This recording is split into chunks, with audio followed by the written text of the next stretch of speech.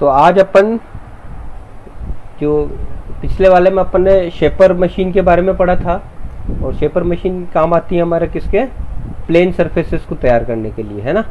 तो ये प्लेनर भी इसी तरह की मशीन है जो शेपर की तरह ही प्लेन सरफेस को तैयार करती है, लेकिन फ़र्क ये होता है कि शेपर जो होती है वो थोड़े छोटे जॉब और छोटे वर्क पीस को तैयार करती है, और प्लेनर जो है बड़े साइज के वर्क पीस को तैयार करती है।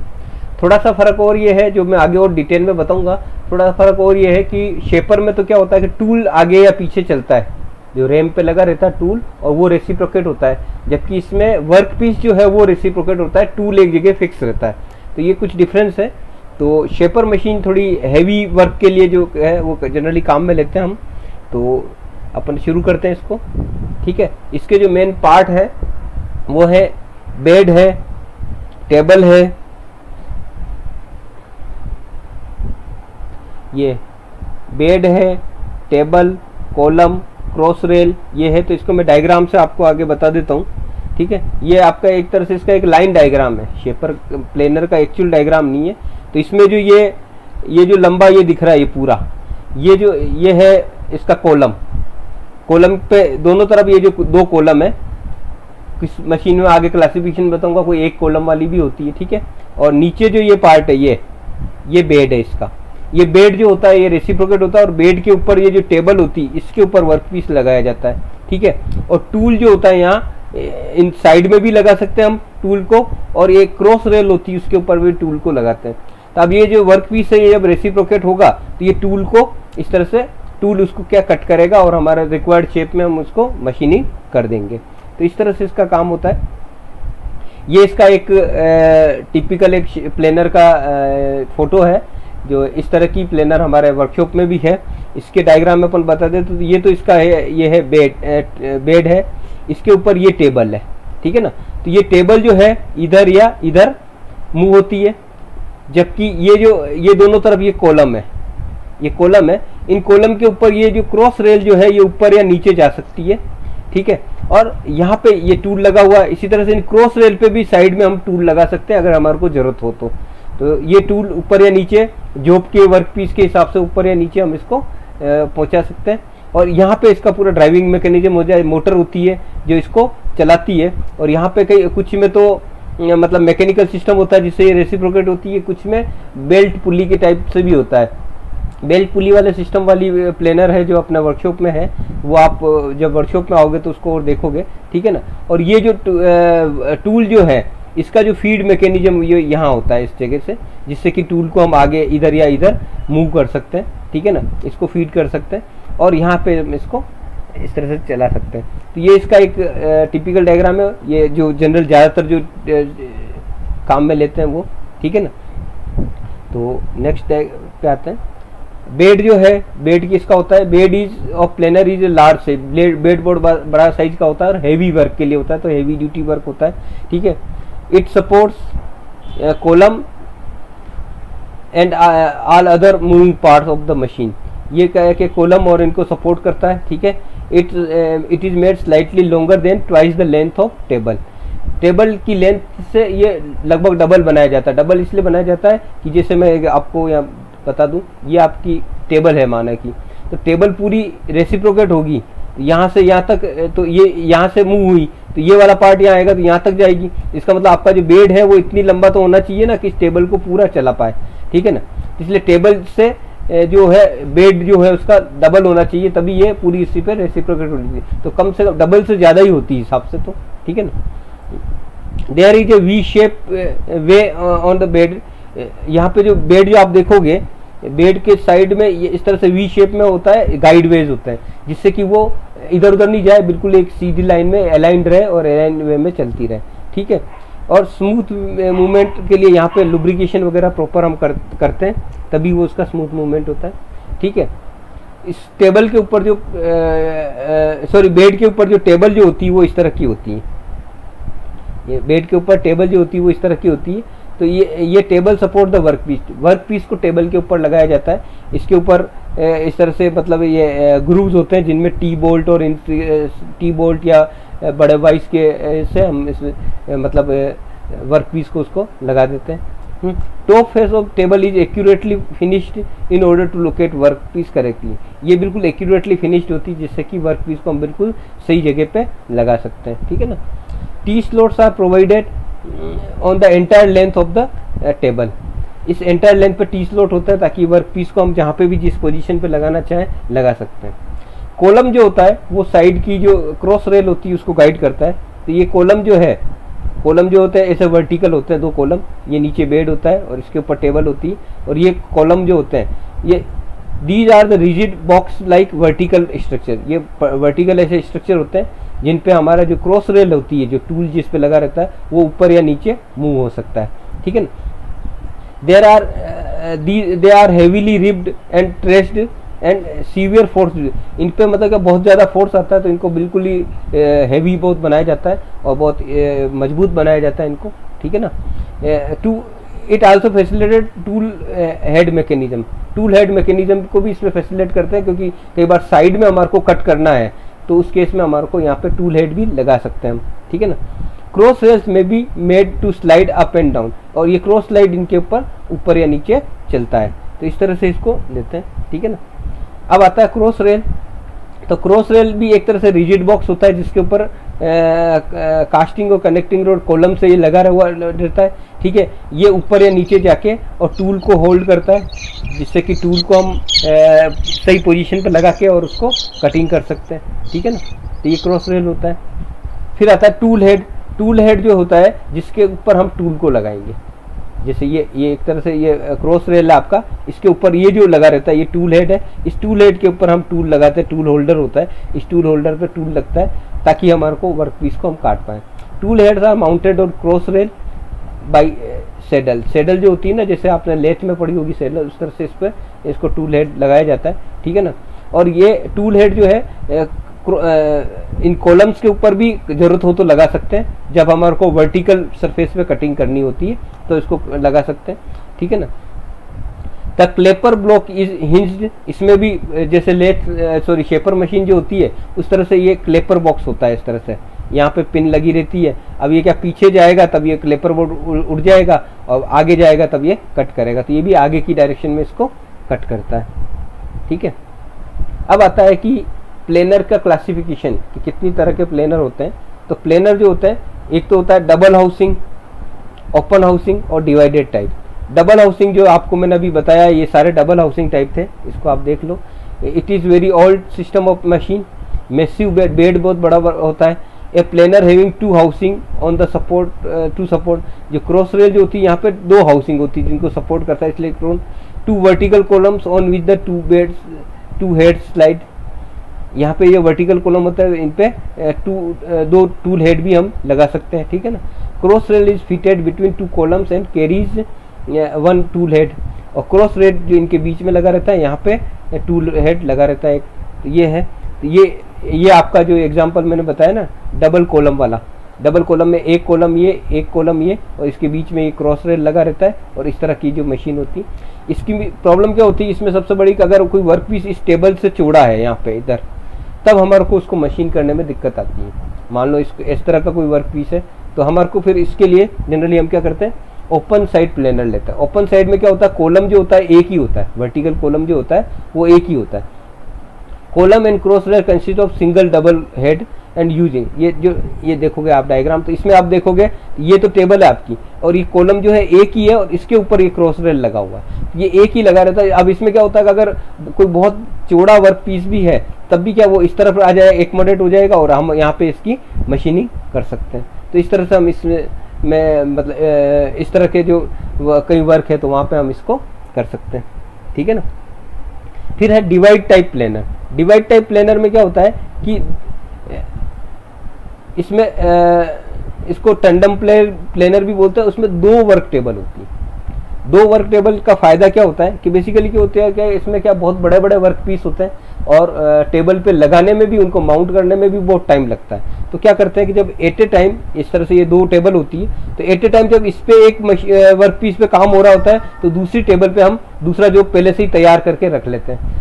तो अब जब तैयार करके रख लेते हैं तो जैसे ही वो ये मतलब ये इसका कंप्लीट होगा, उस टेबल को आगे ले आएंगे, उसका मशीनिंग शुरू हो जाएगा और इस वाले वर्क पीस को खोलेंगे, यहाँ पे नया लगा देंगे। तो इस तरह से जब ज़्यादा प्रोडक्शन वर्क हो, ज़्यादा काम हो, तब हम इस तरह की वर्क है। तो इसमें डिवाइड टाइप प्लानर बोलते हैं। इसमें टेबल 2 टेबल होती है, ठीक है।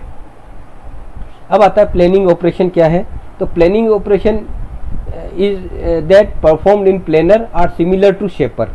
शेपर की तरह इसमें होता है। The only difference is that the planer is specially design for planing large work piece. ये बड़े वर्क पीस के लिए होता है, बाकी शेपर की तरह ही प्लेन सरफेस तैयार करता है। Whereas a shaper can tool only small, shaper में स्मॉल वर्क के लिए होता है। The common type of work the common type of work machined in the planer are bases and table of the kind of machine tool and table of the all kinds of machine tool। ये मतलब basically common type के जो work है उनको करते हैं, large structure पे उनको मशीनिंग करते हैं। तो इस तरह के जो मशीन करने के लिए काम में हम लेते हैं, ठीक है ना। और प्लेनर पे क्या क्या ऑपरेशन हो सकते हैं, तो एक तो हो सकता है हॉरिजॉन्टल सरफेस पे प्लेन करना और वर्टिकल प्लेन पे सरफेस करना। तो वो तो मैंने डायग्राम से ही बता दिया था कि अगर क्रॉस रेल पे यहाँ पे लगाया हुआ टूल तो हम क्या इस हॉरिजॉन्टल सरफेस पे वर्क करेंगे, और अगर हमने ये मतलब कॉलम्स के ऊपर टूल हेड लगा दें तो यहाँ वर्टिकल सरफेस के ऊपर प्लेनिंग कर सकते हैं हम, ठीक है ना। हॉरिजॉन्टल सरफेस का और वर्टिकल सरफेस का यही है, ठीक है, ये मैंने आपको बताया, ठीक है। फिर है कि ये जो स्लोट्स और ग्रूव जो होते हैं, स्लोट्स एंड ग्रूव का by using table slotting tool. अब इसमें हम स्लोट और ग्रूव भी बना सकते हैं। जैसे ये कोई वर्क पीस है, इसमें स्लोट्स बनाने, तो इस तरह से ये ग्रूव या स्लोट हम इस तरह से बना सकते हैं। जैसे शेपर में छोटे वर्क पीस पे बनाते हैं, इस पे बड़े वर्क पीस पे भी हम बना सकते हैं, ठीक है। टूल्स किस तरह के काम कर सकते हैं, तो क्योंकि अब ये ऑब्वियस है ये बहुत बड़ी मशीन है और हैवी मशीन है, तो वर्क भी हैवी होगा, उस पर लोड भी ज़्यादा आएगा, तो हमारे को बड़े साइज के और स्ट्रॉन्ग टूल इसमें काम में लेने पड़ते हैं। तो they are generally similar of shaper. इनका शेप तो शेपर के टूल की तरह ही होता है। Shapes and tools are angle और shaping tool as the planer tool take to heavy cut the coarse feed all along the cutting stroke the tools are made of heavier and large section। मतलब बड़ी size के इनको बनाए जाते हैं, ठीक है। प्लेनर टूल्स में भी फोर्ज टाइप और बिट टाइप, ये जो टूल है इसमें क्या होता है कि आपको मैंने टूल में बताया था कि कुछ टूल्स होते हैं जो पूरे एक ही सलंग ऐसे पूरा बना होता है जैसे टूल, ठीक है ना। और कुछ टूल में क्या होता है कि आगे की सरफेस पे यहाँ पे हम ब्रेजिंग से मतलब high carbon high speed steel या क्रोमियम स्टील है, इस तरह की चीज़ ब्रेजिंग से लगा देते हैं, तो थोड़ा सा मटेरियल यहाँ लगाना पड़ता है। तो जो ब्रेज टूल है वो भी काम में ले सकते हैं, और इस तरह से बड़े जो टूल होते हैं उनको फोर्जिंग से बनाया जाता है, तो फोर्ज टूल भी होते हैं, ठीक है ना। सीमेंटेड कार्बाइड टिप, इनके ऊपर टिप पे सीमेंटेड कार्बाइड की टिप लगे, क्योंकि पूरा सीमेंटेड कार्बाइड का बनाएंगे तो न तो वो स्ट्रॉन्ग होगा और न ही उसमें क्या होगा कि मतलब महंगा भी बहुत होगा। तो हम क्या करते हैं, टिप जो है खाली वो सीमेंटेड कार्बाइड के रखें, बाकी पूरा पीस जो है आपका माइल्ड स्टील का स्ट्रॉन्ग पीस हम इसमें लगा सकते हैं, ठीक है। प्लेनर टूल में आल्सो भी classified as right hand and left hand and roughing finishing, ठीक है। अब राइट हैंड और लेफ्ट हैंड मतलब एक राइट से लेफ्ट में कटिंग करने जा रहा है, कटिंग लेफ्ट से राइट कर रहा है, तो उसके अकॉर्डिंग कटिंग को हम इसमें देते हैं। और रफ फिनिशिंग, रफ कट और फिनिश कट के लिए भी इसको काम में लेते हैं। ये टूल हेड के लिए, सॉरी ये जो शेपर पे जो डिफरेंट टूल्स काम, प्लेनर पे जो डिफरेंट टूल्स काम में लेते हैं, ये इनके आपको डायग्राम दिखाए गए हैं। जो ये पहला वाला है 1, इसको है right hand cutting roughing tool. इसमें क्या है कि एक साइड कटिंग है राइट साइड वाली, इसलिए राइट हैंड कटिंग टूल है। दूसरा वाला जो है वो लेफ्ट हैंड कटिंग टूल है, क्योंकि इसमें लेफ्ट साइड कटिंग टूल है, ठीक है। कटिंग एज जो है ये लेफ्ट साइड है और इसमें राइट साइड है, ठीक है। फिर तीसरा वाला है राउंड नोज। राउंड नोज में एक कहीं पे भी ग्रूव या इस तरह की चीज़ें काटना है तो है। फिर है स्क्वायर नोज, ये स्क्वायर नोज में स्क्वायर ग्रूव इस तरह का कोई बनाना है तो, ठीक है। फिर है ये right hand side cutting tool है, ये left hand side cutting tool है, ठीक है। फिर ये है राइट हैंड डोटेल टूल है। डोटेल आपने कारपेंट्री में डोटेल टूल काम में लिया होगा, उस तरह का ये टूल है, ठीक है ना। और ये लेफ्ट हैंड डोटेल कटिंग टूल है। तो इस तरह से डिफरेंट टाइप को कटिंग टूल है, लेकिन ये साइज में शेपर से बहुत बड़े होते हैं। शेपर में जो तो हम क्या छोटे टूल काम में लेते हैं, इसमें साइज काफ़ी बड़ी होती है इन टूल की, तो इस तरह से हम इन टूल्स को काम में लेते हैं, ठीक है। अब आता है कटिंग स्पीड, फीड और डेप्थ ऑफ कट। ये मेन चीज़ किसी भी मशीनिंग प्रोसेस की होती है, चाहे वो लेथ हो, शेपर हो, कोई भी मशीन है। तो कटिंग स्पीड जो होगी इसमें क्या, इस केस में क्या होगी, जो टेबल किस स्पीड से आगे या पीछे जा रही है वो इसकी कटिंग स्पीड हो जाएगी। फीड जो है हर एक स्ट्रोक पे ये टूल कितना आगे या पीछे जा रहा है, ये हम इसमें क्रॉस रेल जो होती है उसमें उसका मैकेनिज्म होता है, पूरा स्क्रू लगा रहता है। ये क्रॉस रेल जो होती है दोनों कॉलम के बीच में, इसके अंदर क्या होता है, एक स्क्रू होता है, स्क्वायर स्क्रू। इसके ऊपर ये जो टूल हेड है ये आगे या पीछे, इधर या इधर मूव हो सकता है। तो इसको फीड को हम इससे सेट कर सकते हैं। और डेप्थ ऑफ कट एक बार हम इसको दे देंगे तो कितना उसको काटना है उस हिसाब से, जैसे कि माना कि ये आपका कोई वर्क पीस है, ये वर्क पीस है, तो अब वर्क पीस को एक बार हम क्या करेंगे, इस जैसे यहाँ पे हमारे को इसकी डेप्थ ऑफ कट सेट कर दी कि माना कि हमने 2 mm डेप्थ ऑफ कट दी, ठीक है। अब ये क्या है कि हर स्ट्रोक के बाद इधर मूव होगा, ये तो होगी इसकी फीड, और ये जो टेबल जिस स्पीड से मूव होगी इसकी कटिंग स्पीड हो जाएगी, ठीक है ना।